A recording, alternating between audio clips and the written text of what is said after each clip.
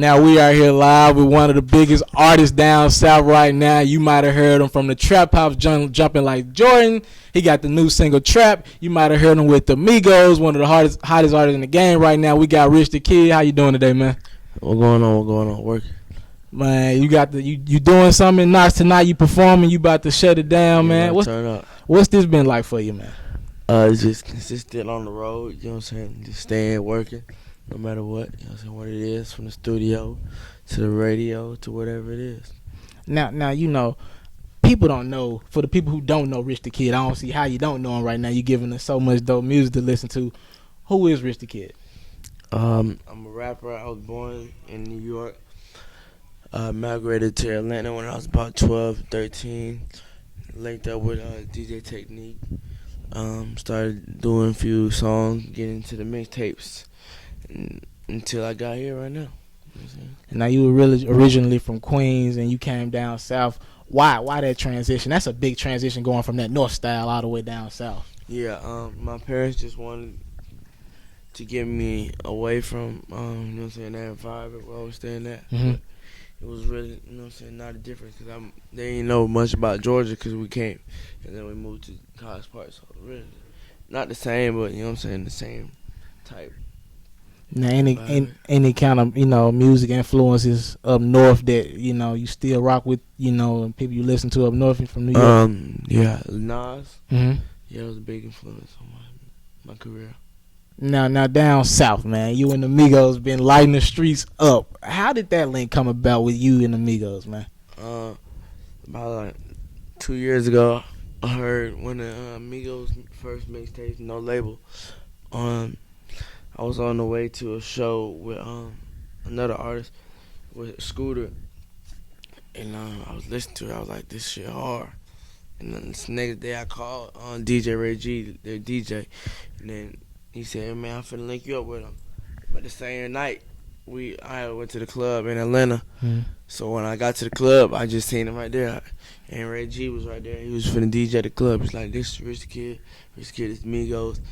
And then from that day on, I went to their house like 2 days later, moved in, and then that's it from there.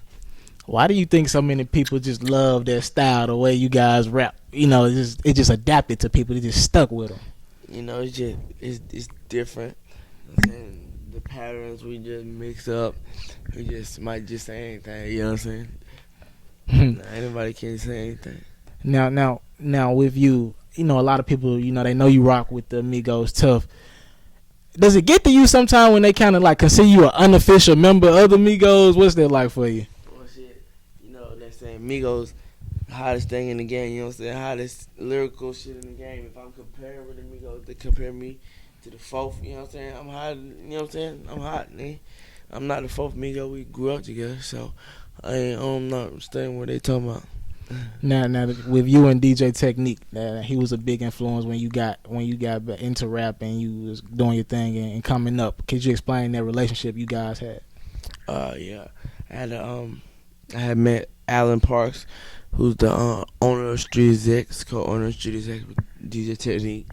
He had linked me up with Chad Porter, so we was, you know what I'm saying, working, going to shows together and stuff like that. So Technique, he just been a big like a mentor for me. Now I've been seeing the pics with you and Soulja Boy. I think you performed with him with one of his shows. What has that been like, and how did that relationship with Soulja Boy come about? Probably like about 5 months ago, Soulja Boy just hit me up on Twitter.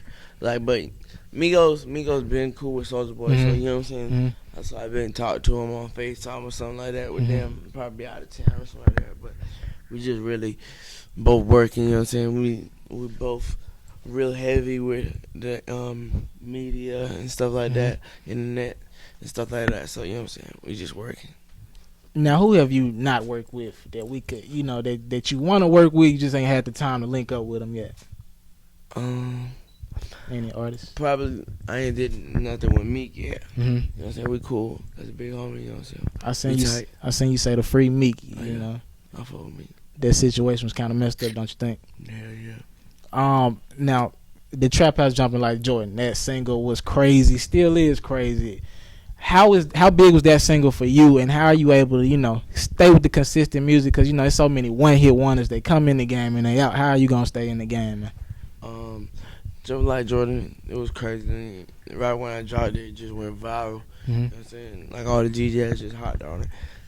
And really what separates me from other artists, I'm consistent, you know what I'm saying? I'm steady dropping more music, more mixtape, more videos, trying to better my craft. You know what I'm saying? I think there's no way I'd be a one-hit wonder. I got more than one hit already.